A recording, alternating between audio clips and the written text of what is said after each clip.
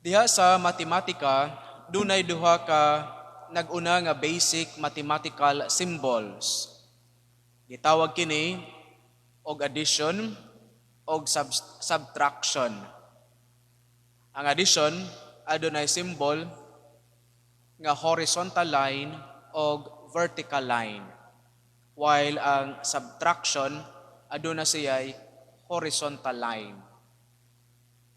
The addition connotes positive or maanindot nga mga butang, while the subtraction connotes negative o dili maayo nga mga butang. Si Nell Gelimet gigamit niya kini aron sa paghulagway susama diha sa atong espirituhanon nga kinabuhi. That when we remain in a horizontal line and live in a horizontal line alone, we live a negative life. But with our horizontal line partnered with the vertical line that is of a connection between the above to us or God's presence from above to us, it connotes positive life. Kini usab ang gihulagway sa ebanghelyo nga atong nadungog karon. Samtang kining mga tinun-an ng lakaw balik ngadto sa ilang gigikanan, human nga nahugno ang ilang paglaom sa dihang ilang nasaksihan ang kamatayon ni Jesus didto sa Kalbaryo. They thought that it was also the end of life. Busa na nga mauli sila nga namukpok sa ilang mga dughan ug nasakitan pag-ayo tungod kay nagtuo sila nga wala na si Jesus. This is also patterned always after our life, every time that we encounter miserable or tribulations and challenges in life. Murag nagtuo kita nga nagpuyo kita sa kinabuhi nga nag-inusara ug nagpuyo kita nga naningkamot sa atong kaugalingon. We live horizontally. Not until that when they continue to walk back to their home, to Emmaus, God appears to them, which the presence of the vertical line. O nabatnikdan nila nga samtang sila naglakaw, it changes their lives. It changes their moods. And it changes along the conversation going back to their home.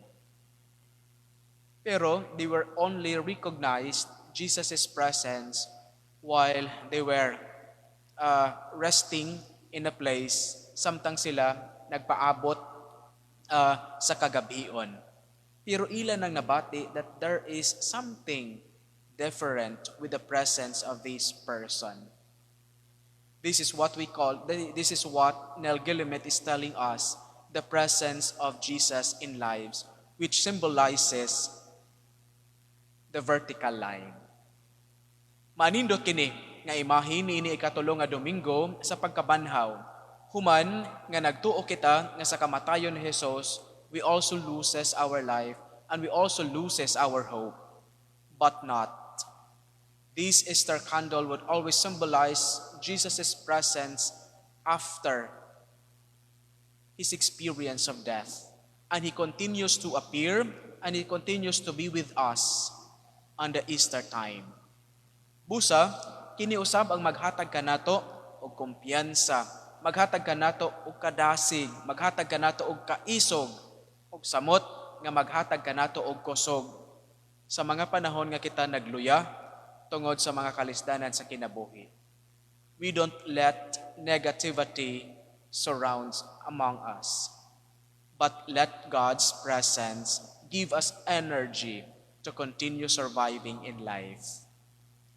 Si Jesus ang maghatag kanato, niya nang gitawag og positivity aron kita makapadayon ug mahatagan og enerhiya sa pagkinabuhi matag adlaw. Jesus' presence is different or make difference in our lives. Sa ato nang giniingon, kung wala siya, wala kita.